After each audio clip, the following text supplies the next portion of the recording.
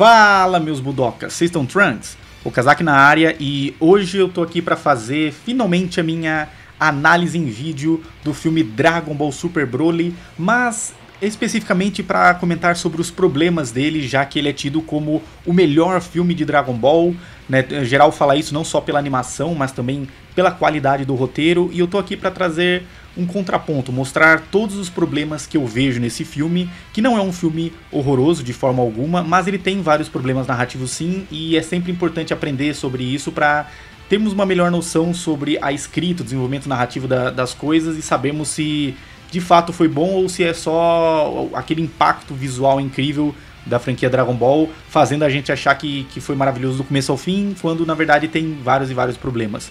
Então bora lá, mas antes disso, vale ser dito que muito do que eu vou trazer aqui já é parte de um post que eu tinha feito lá em 2019, pouco depois de ver o filme, também de uma thread que eu fiz em 2023 lá pro Twitter, mas após reassistir o filme na Twitch mais recentemente, há pouquíssimo tempo, eu mudei algumas opiniões, então eu cortei alguns probleminhas que antes eu via com problemas e eu não vejo mais, percebi mais coisas legais sobre o filme sim, mas ainda mantenho muitas das minhas críticas, então bora rever tudo isso. Primeiro problema é o fato do filme começar há 41 anos. A data oficial do nascimento da Bra é no ano de 780. 780 menos 41 é igual a 739. Não faz sentido o filme começar nesse ano. Ele mostra quando as forças do Freeza tiveram início, com Vegeta e Broly tendo por volta de seus 2, 3 anos. Seguindo por essa contagem de tempo, 5 anos depois, que é quando o planeta Vegeta seria destruído, estaríamos no ano 744. Porém, a história original de Dragon Ball começa em 749, quando Goku tinha 12 anos. Os anos simplesmente não batem. O filme deveria começar no ano de 734. 5 anos depois, em 737, o Goku nasceria e então, 2 a 3 anos depois, ele seria enviado para a Terra. Assim, quando ele se encontra pela primeira vez com a Bulma, seria no ano de 749. Tudo ficaria certinho com uma simples mudança, mas eles fizeram cagada nisso.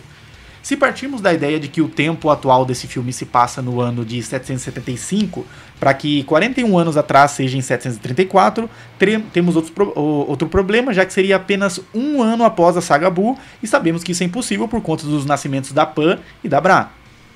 Não faz sentido a ideia de colocarem Saiyajins snipers para mirarem em Freeza, quando ele e seu exército e o exército do seu pai chegam ao planeta Vegeta. Eles já deveriam ter noção de que os poderes do Rei Cold e consequentemente do seu filho estavam bem acima de quaisquer armas.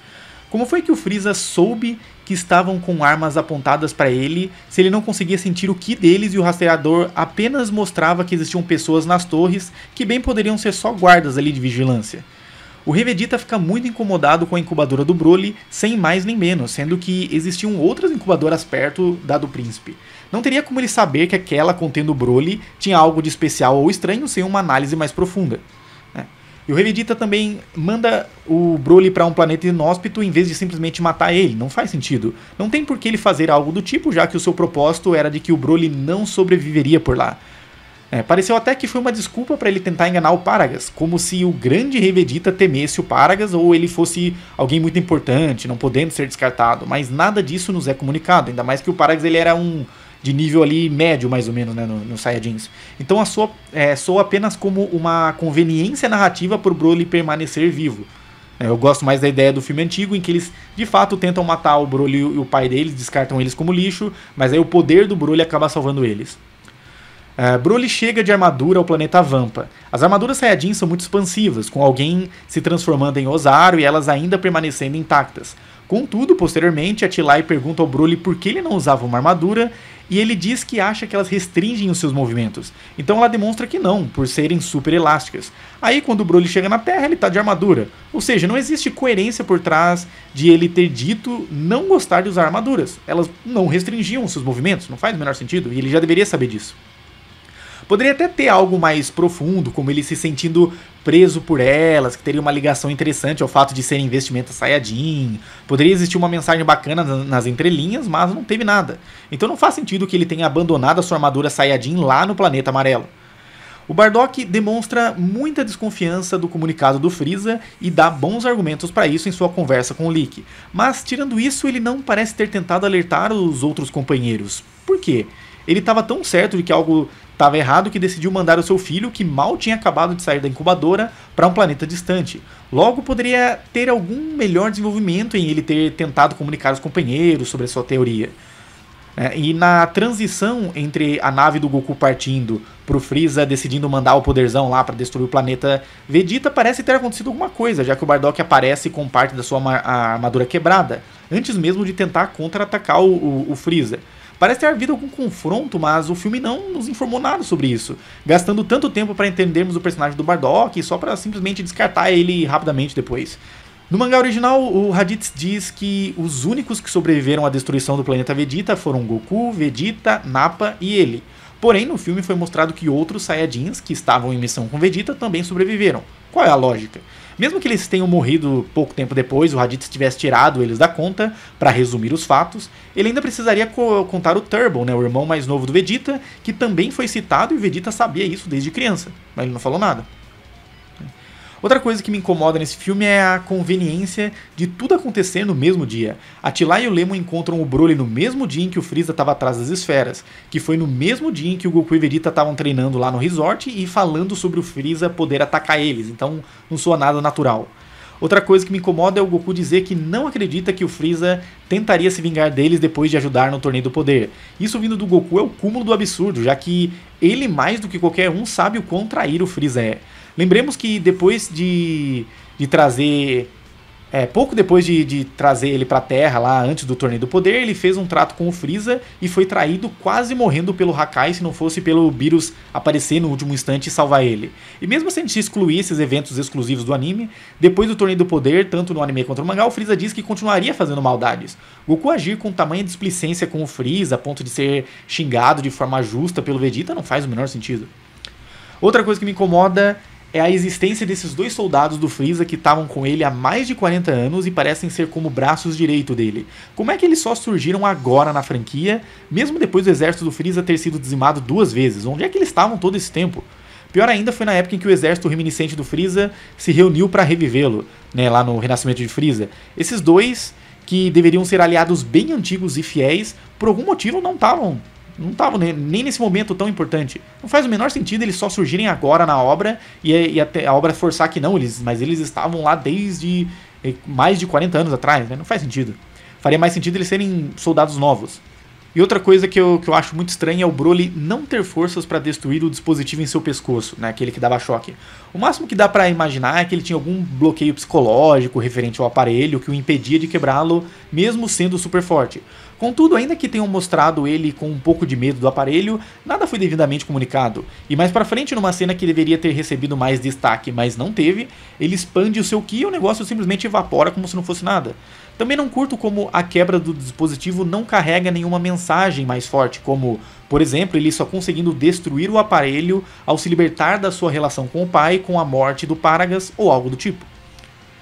E como é que o Broly estava usando seus poderes de Ozaru sem possuir uma cauda? Aliás, mais do que isso, o Paragas apresenta essa explicação, né, para o grande poder do Broly, dizendo que ele estava usando o poder do Ozaru, mas sem demonstrar nenhuma evidência, né, que forma esquisita de apresentar esse poder.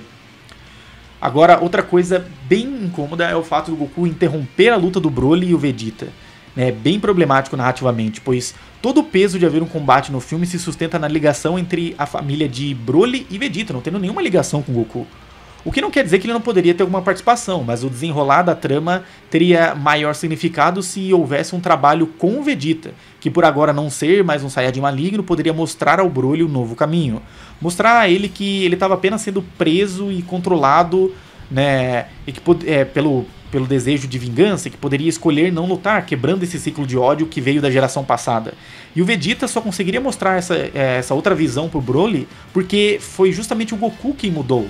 Então já daria pra ter o impacto do Goku aí, né, sendo um reflexo da mudança do Vegeta. Seria muito mais inventivo do que apenas jogar o Goku de novo pela 1000ª vez, sendo o cara legal que irá converter um inimigo em um amigo, né? Seria muito mais interessante.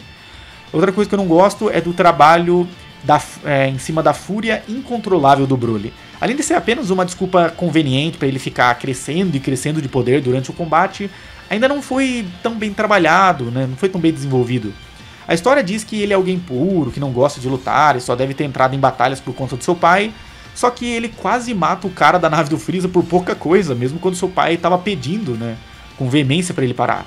E já na Terra, ainda antes do pai dar a ordem para ele atacar o Goku e Vegeta, quando eles estavam só conversando, ainda num tom meio descontraído, o Broly já estava ficando cada vez mais furioso por razão nenhuma. Parece até que quiseram referenciar o Broly antigo, olhando o Goku e ficando pistola, o que não faz o menor sentido aqui. E aí chegamos no ponto mais complicado, que é quando o Goku tenta mostrar uma outra perspectiva, contando sobre seu histórico de problemas, né, na Terra e falando sobre paz. Mas mesmo com o Broly se acalmando por um momento, logo ele volta a se enfurecer do nada e continua a confusão. Não faz o menor sentido. Nem as palavras desesperadas do pai, nem as boas, né, os bons conselhos do Goku alcançavam o coração do Broly, que era pra ser alguém mais humano nessa história, tornando ele numa força da natureza imparável que precisava ser detida de tudo quanto é forma, em vez de ser um personagem com mais camadas. E todo esse problema é resolvido por terceiros, com Attilai se intrometendo e salvando ele no último instante, impedindo o Broly de crescer por si próprio ao longo do filme. Se antes ele era controlado pelo pai, agora ele estava sendo meio que controlado pela intromissão dos novos amigos. Eu até gosto da ideia dos guerreiros lutando serem tão poderosos que quebram paredes dimensionais e são mandados para um cenário todo diferente, mas me incomoda como isso não teve muita serventia na história.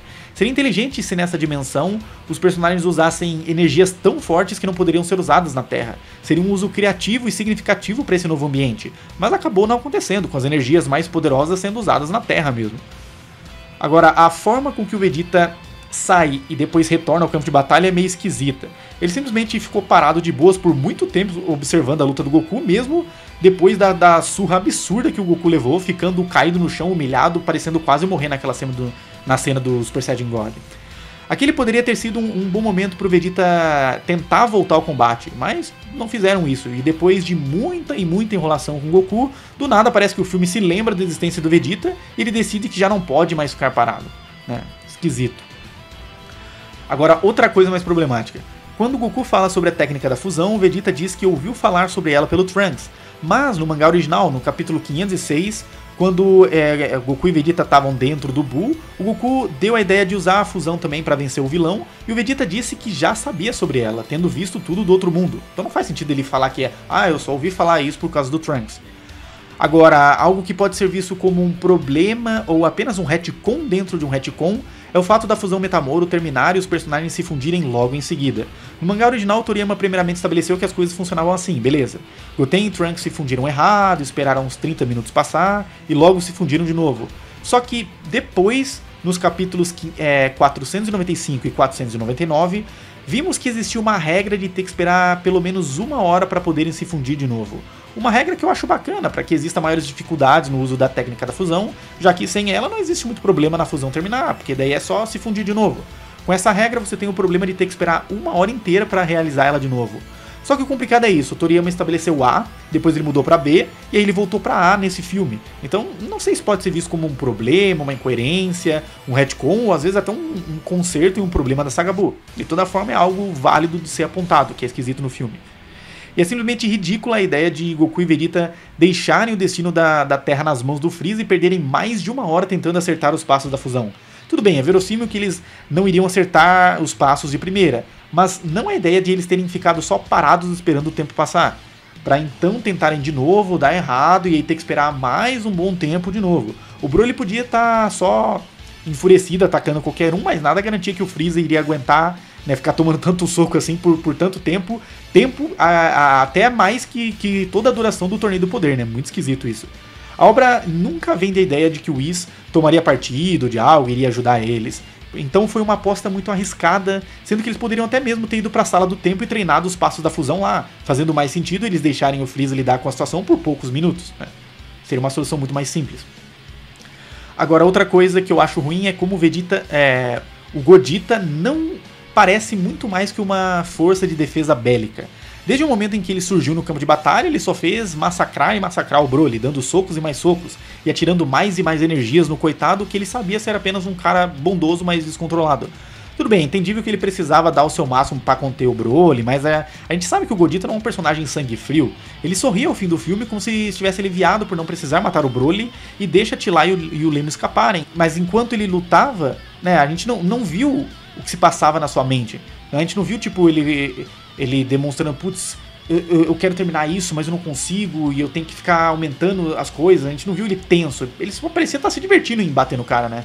Não houve qualquer trabalho da produção em nos transmitir os seus pensamentos, como ele se decepcionando por não conseguir conter o Broly depois de múltiplos ataques, ou ainda demonstrando alguma tristeza por ter de continuar a atacar ele com mais e mais poderes, quando tudo que ele queria fazer é só encerrar o combate. Né? Mas foi só o contrário, pois vemos até ele sorrir de forma meio presunçosa ou confiante ao longo de toda a sua luta, bem esquisito. Temos cenas do Broly até gritando desesperadamente de dor, né, parecendo ser queimado ali pelos ataques de Ki, e logo em seguida o Godita só sorrindo, né? Quando seria muito mais crível ele sentir algum pesar por ter que levar as coisas até aquele ponto. É bem esquisito isso. Agora, outro ponto que me desagrada é a falta de consequência desses confrontos. Visualmente vemos pouco dano no Broly, depois que já estava sem a sua armadura e recebendo uma chuva de golpes do Godita. E em lógica de poderes é estranho como o Broly não demonstra cansaço, mas mais ainda como o Godita utiliza um monte de golpes e a fusão não é desfeita. Vimos anteriormente que o Super Saiyajin 3 afetou tanto a fusão do Gotenks que ele só conseguiu manter ela por 5 minutos. E também a gente viu que o Godita não conseguiu lutar muito tempo contra o Zamasu, transformado em Super Saiyajin Blue. Então como é que o Godita ficou um tempão lutando, usando vários e vários golpes absurdos e nada de ter ficado cansado ou a fusão se desfazer mais cedo? Né? Não faz muito sentido. Não dá pra entender isso. E esse é outro ponto que o filme escorrega fácil, já que a urgência de tempo poderia ser devidamente relatada e justificaria o fato do Godita estar se apressando para tentar parar o Broly a todo custo. Ele pensando, putz, tô aqui no Blue, tô usando muitos poderes, eu acho que a fusão não vai durar muito tempo, eu preciso dar um jeito de parar esse cara, mas não, ele fica lá só meio que brincando, jogando um monte de poder, sorrindo. É esquisito, toda a direção desse filme é estranha.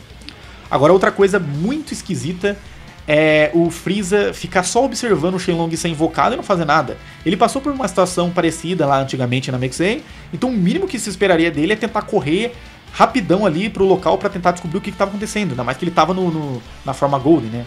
E dessa vez ele tava bem pertinho também, não justificando, não deu tempo. Só que ele ficou simplesmente parado, né, atônito, só partindo pra atacar Atila e o Lemo depois de eles já terem feito o pedido e tá dando no pé. Bem esquisito. Agora tem uma coisa curiosa aqui. Por que o Shenlong, que atualmente concedia 3 desejos, disse que poderia realizar apenas um?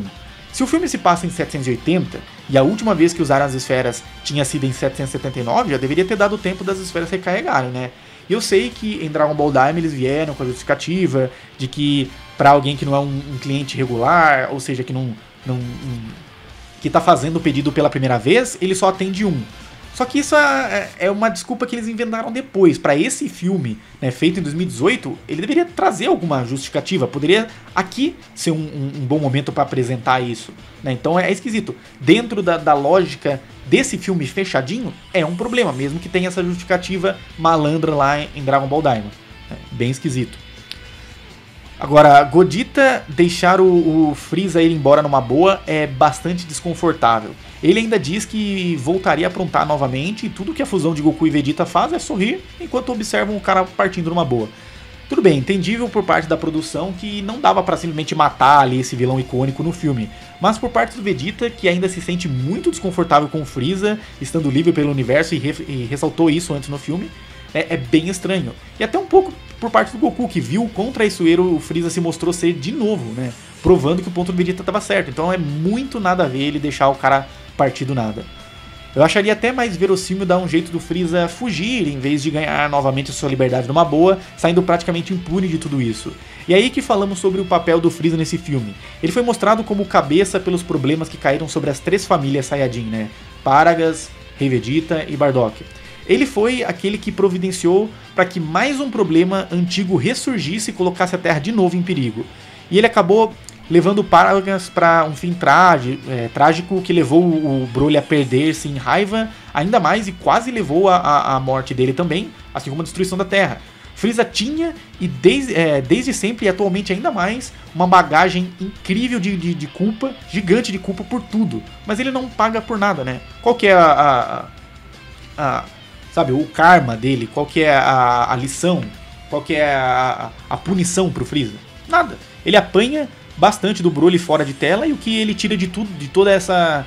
que poderia ser uma humilhação pra ele, né, por parte de um Saiyajin, ou novamente da raça que ele odeia, ele tira alguma coisa negativa? Não, ele fica admirado com o poder do Broly e se sente motivado a fazer do Broly seu parceiro, né? Ele perdeu um desejo, né, que era ficar mais alto, mas ganhou outro. Um filme que buscou aprofundar a história da origem dos Saiyajins, se envolvendo com o Freeza, que poderia ser um bom palco para que os Saiyajins reminiscentes conseguissem por fim eliminar a ameaça do Freeza, acabou por apenas ajudar o vilão. É muito esquisito isso. Então, aqui eu termino a minha série de críticas ao filme. De novo, ele não é horroroso, eu não tô aqui só pra achincalhar o filme e falar, nossa, que merda, o pior filme de todos, não.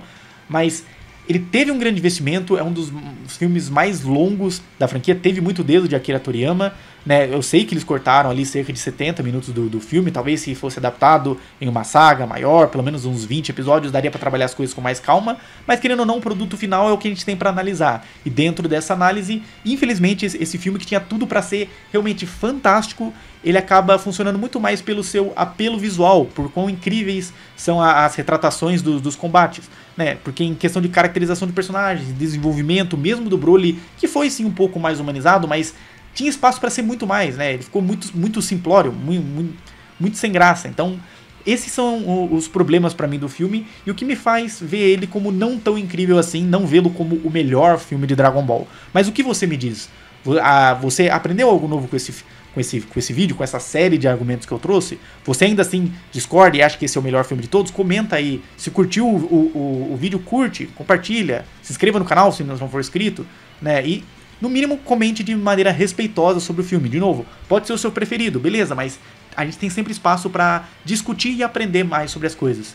Beleza, galera? Até a próxima. Valeu!